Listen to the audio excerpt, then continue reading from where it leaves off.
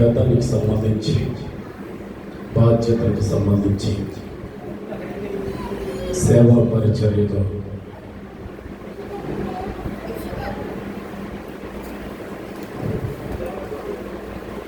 ఎవడైనా నన్ను వెంబడింపబోని ఎడల వాక్యం పొందండి. ఎవరన్నారు మాట? ఎవరిని ఆరాధిస్తున్నామో ఆయనే అన్నారు. వేరే వాళ్ళు ఎవరన్నా అంటే మనం అంతగా పట్టించుకోవాల్సిన అవసరం లేదు.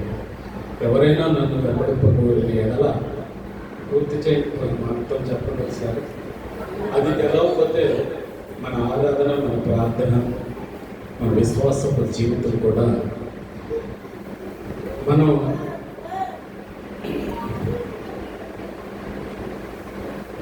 ఇది రేకుల షెడ్ అయినా ఈ రేకుల షెడ్ బలం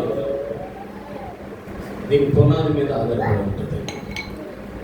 పునాది కనపడదు. పునాది బలంగా ఉంటేనే కనపడేది బలంగా ఉంటుంది. అలాగే నువ్వు కనపడేవాడు, విశ్వాసం కనపడతాడు, కానీ ఆ విశ్వాసం నమ్ముకున్న దేవుడు కనపడ్డాడు. నీ గుండె లోతుల్లో, నీ లోపల నీకు పునాదిగా ఆయన ఉండాలి. నువ్వు పాట పాడినా, నువ్వు ప్రార్థన చేసినా, నీ వ్యక్తిగత జీవిత యాత్ర అంతటిలో నీ గుండెల్లో, నీ ఆంతర్యంలో ఆయనే నీకు పునాది. దేవుడికి స్తోత్రం.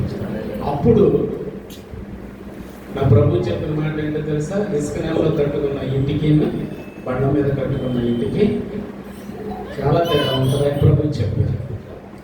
గాలి వచ్చి తుఫాను వస్తే ఇసుక నేల మీద కట్టింది కొట్టుకుపోతుంది, కానీ బండ మీద కట్టింది ఆ బండ స్త్రీ వేసే.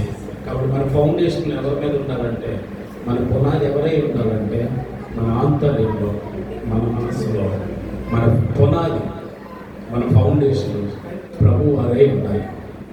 కాబట్టి మనం ఏదో ఒక పాట పాడి సపాతులు ఇలా కాసేపు కూర్చుని సాక్ష్యం చెప్పి కాసేపు వాక్యం వెళ్ళిపోవటం కాదు. మన సిలువను ఎత్తుకోవాలి, బాధ్యత తీసుకోవాలి. దేవుడికి స్తోత్రం. తన సిలువను ఎత్తుకొని తనను తాను ఉపేక్షించుకొని, మీరు దేవుని దగ్గరికి రావాలంటే మీరు కొన్ని వదులుకోవాలి.